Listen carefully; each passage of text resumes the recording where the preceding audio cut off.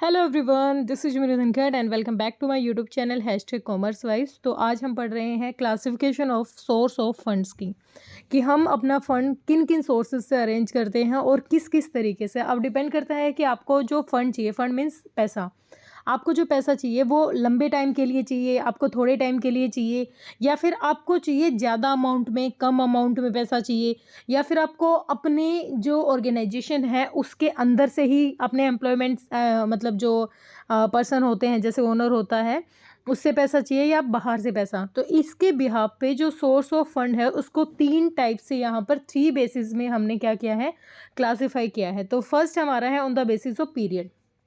अब आपको एक पीरियड के हिसाब से पैसा चाहिए, मतलब पीरियड के हिसाब से, लाइक आपको है ना ऐसे मतलब फ़ंड अरेंज करना है कि आपकी बस 1 साल की रिक्वायरमेंट पूरी हो जाए, ठीक है। और या फिर आपको ऐसे फंड अरेंज करना है कि आपका जो 1 साल से लेके 5 साल तक या 3 साल तक का पीरियड है जो आपका, उसके लिए आपको पैसा चाहिए। या फिर आपको जो पैसा चाहिए है वो चाहिए है कम से कम भी 10 साल या 12 साल के लिए। तो ये क्या हुआ, एक अगर 1 साल के अंदर आपको पैसा चाहिए, इसका मतलब क्या, आपको शॉर्ट टर्म के लिए पैसा चाहिए, कम टाइम के लिए चाहिए। आपको कितने टाइम के, 1 से 5 साल के लिए पैसा चाहिए, तो आपको मीडियम टर्म के लिए पैसा चाहिए। और 5 साल से ज़्यादा, मतलब आपको 10 12 साल 20 साल के लिए पैसा चाहिए, तो आप लॉन्ग टर्म जो पीरियड है उसके हिसाब से फ़ंड को अरेंज करेंगे। तो वो कौन कौन से सोर्स हैं जिससे आप पैसा ले सकते हो। शॉर्ट टाइम के लिए आपको पैसा लेना तो आपको कहाँ जाना चाहिए, मीडियम टर्म के लिए पैसा लेना है तो आपको कहाँ जाना चाहिए, या फिर आपको लॉन्ग पीरियड के लिए पैसा चाहिए तो आपको क्या क्या काम करने चाहिए। अब ये तो है नहीं कि आपको ना बस 3 4 महीने के लिए पैसा चाहिए, आपको एज ए वर्किंग कैपिटल के लिए पैसा चाहिए और आप शेयर इशू कर दोगे, तो ये एक अच्छा सोर्स नहीं है। तो हम पहले डिस्कस करते हैं यहाँ पर शॉर्ट टर्म के लिए। शॉर्ट टर्म के लिए जब आपको पैसा चाहिए तो आप क्या क्या इशू कर सकते हो। शॉर्ट टर्म का मतलब यहाँ पर क्या है, लेस देन 1 ईयर, 1 साल से कम टाइम के लिए जब आपको पैसा चाहिए तो आप ट्रेड क्रेडिट कर सकते हो। ट्रेड क्रेडिट का मतलब क्या होता है, ट्रेड क्रेडिट का मतलब होता है जब आप किसी से कुछ ट्रेड कर रहे हो, कुछ बाइंग सेलिंग कर रहे हो, उसको उधार पे करते हो, ठीक है, कि भाई चलो आज मैं सामान ले जाता हूँ, आप है ना मुझे ट्रेड क्रेडिट इशू कर दीजिए, मेरे पास पैसे होते ही मैं आपको दे जाऊँगा, ठीक है। या फिर आप फैक्टरिंग, बैंक्स, मतलब बैंक से क्या कर रहे हो, फैक्टरिंग का मतलब यहाँ पर जो डिस्काउंटिंग होता है ना, मतलब जो बिल्स होते हैं उनको डिस्काउंट करना। लाइक जैसे एक पर्सन से आपने सामान ले लिए, आपने कोई भी सामान लिया और आप उसको कहते हो कि देखो भाई मेरे पास आज पैसा नहीं है और मैं 2 महीने के बाद आपको पैसा दे दूंगा, ठीक है। तो वो जो पर्सन है, कोई थर्ड पार्टी आ जाती है बीच में और ये कहते हैं कि जब ये 2 साल बाद पैसा लेगा, 2 महीने बाद ये पैसा देगा ना, उस टाइम आप ले लेना। तो वो क्या करता है, बैंक में जाके उस जो बिल को, जो बिल बना था उस टाइम पर, उस बिल को डिस्काउंट कर लेता है, मतलब एडवांस में पेमेंट ले लेता है बैंक से, और जो पर्सन होगा वो बाद में 2 महीने बाद में पेमेंट वहाँ कर देगा। ये होता है फैक्टरिंग। उसके बाद आप कमर्शियल पेपर भी इशू कर सकते हो। ये तो पार्ट किसका है, छोटे टाइम के लिए, मतलब आपको 1 साल से कम के लिए पैसा चाहिए। अब आपको मीडियम टर्म के लिए चाहिए, तो मीडियम टर्म के लिए चाहिए तो आप लोन ले सकते हो बैंक से, है ना। आपने आप बैंक के पास जो लोन है वो एक साल से कम के लिए आपको नहीं लेना चाहिए।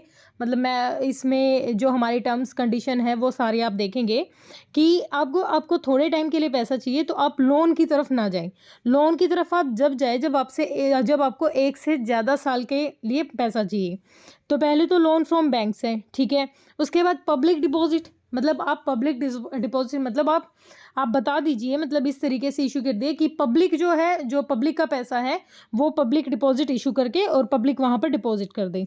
आप किसी भी फाइनेंशियल इंस्टीट्यूशन से आप पैसा ले सकते हो, या फिर लीज फाइनेंसिंग करके भी आप क्या क्या कर सकते हो, 1 से 5 साल तक अपना पैसा ले सकते हो।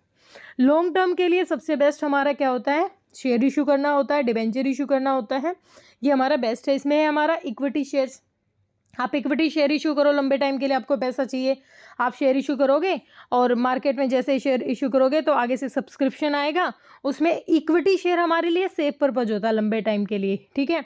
रिटेन अर्निंग, रिटेन अर्निंग का मतलब क्या होता है कि हमने जो कमाया है ना उसी पैसे को दोबारा से इन्वेस्ट करना। प्रेफरेंस शेयर हो गए हमारे, ये इक्विटी और प्रेफरेंस ये मैं करवा चुकी हूँ अपनी वीडियो में, आप वहाँ जाके देख सकते हैं। डिवेंचर्स, डिवेंचर्स क्या होते हैं, ये एक टाइप से लोन की तरह ही होता है, मतलब है तो ये भी एक डेट हमारी। डिवेंचर जैसे हमने शेयर इशू किया था वही प्रोसीजर रहता है हमारा डिबेंचर इशू करने का। इसमें क्या है, इसमें एक फिक्स परसेंट आपको इंटरेस्ट देना पड़ेगा। जैसे शेयर पे इंटरेस्ट का कोई सीन नहीं होता, डिबेंचर पे हमें क्या करना पड़ेगा कि लोन की तरह है, तो भाई 10-15% जितने परसेंट पर डिबेंचर इशू किए गए हैं। ये प्रोसीजर सारा मतलब ऑलरेडी वीडियोज़ में हो चुका है, तो इतना ही समझो कि डिबेंचर एक लोन की तरह है।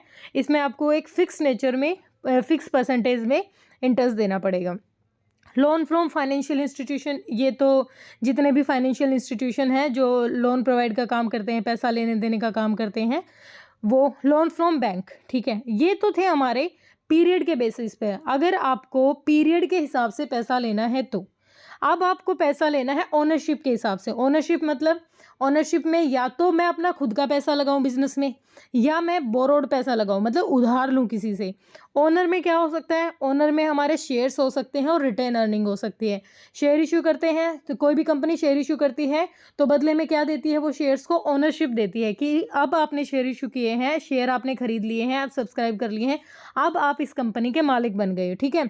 या फिर रिटेन अर्निंग, रिटेन अर्निंग मैंने बताया था, रिटेन अर्निंग का मतलब होता है प्रॉफिट का वो पार्ट जो आप दोबारा से इन्वेस्ट कर रहे हो अपनी कंपनी में, अपनी ऑर्गेनाइजेशन में। बोरोड फंड में डिबेंचर है, मैंने बताया था लोन का टाइप ही है ये। लोन फ्रॉम बैंक है, किसी भी फाइनेंशियल इंस्टीट्यूशन से। पब्लिक डिपॉजिट, पब्लिक डिपॉजिट ना सबसे ईजीएस्ट फॉर्म होता है पैसा अरेंज करवाने का। इतना ज़्यादा परसेंटेज भी नहीं होती उनकी, मतलब इतना ज़्यादा नहीं होता, होता तो है इंटरेस्ट रेट इनका, लेकिन इतना नहीं होता एज़ कम्पेयर टू डिबेंचर। आप पब्लिक डिपॉजिट ज़्यादा अच्छे से माने। लीज फाइनेंसिंग होगी, कमर्शियल पेपर हो गया। उसके बाद है, अगर हमें जनरेशन के हिसाब से सोर्स चाहिए, मतलब लाइक मुझे अपनी, मैं बाहर से पैसा नहीं मांगना चाहती अपने बिजनेस के लिए। मैं चाहती हूँ कि जो मेरे बिजनेस में जो शेयर होल्डर्स हैं, मैं उन्हीं से पैसा ले लूँ, अपने बिजनेस के अंदर से ही पैसा ले लूँ, तो इंटरनल है। किसी बाहर सोर्स से पैसा लूँ, अब देखो इंटरनल एक्सटर्नल का मतलब, इंटरनल कौन होता है, हमारा खुद का। जैसे अब घर में है, मैं मम्मी से पैसे मांग लूँ, और एक मैं पैसे मांगने जाऊँ किसी से, अपने पड़ोस में किसी से मांगने जाऊँ, तो मम्मी से पैसे मांगना ज़्यादा बेटर रहेगा, है ना। तो इंटरनल में कौन कौन से हो गए, हमारे इक्विटी शेयर होल्डर हो गए जो ओनर माने जाते हैं। और रिटेन अर्निंग मैंने बताया था, प्रॉफिट का वो पार्ट जो हम दोबारा से री इन्वेस्ट कर रहे हैं अपने बिजनेस में। एक्सटर्नल सोर्स कौन से हो गए, वही हो गए एक्सटर्नल सोर्स जो अब तक हमने लंबे टाइम के लिए पढ़े थे। बाहर की सारी चीज़ें, ओनर को छोड़ के बाकी जो पैसा होता है वो बाहर वालों से ही हम उठाते हैं। तो इसके लिए एक बहुत मतलब अच्छा जो टॉपिक है, वो एक आपका फाइनेंशियल लिवरेज का भी टॉपिक है कि आपको कितनी डेट कैपिटल स्ट्रक्चर में अपनी लेनी चाहिए। तो उसके बारे में फिर किसी और वीडियो में डिस्कस करेंगे। आज इस वीडियो में आप इसका स्क्रीनशॉट ले लीजिए कि सोर्स ऑफ फंड, मतलब आपको फंड अरेंज करना है तो किस किस तरीके से आप फंड अरेंज कर सकते हो। होप आपको क्लियर हुआ होगा। अगर किसी बच्चे को कोई परेशानी है, कोई दिक्कत, मतलब अगर कुछ समझ में नहीं आता, तो प्लीज़ आप कमेंट सेक्शन में डालिए। Thank you so much.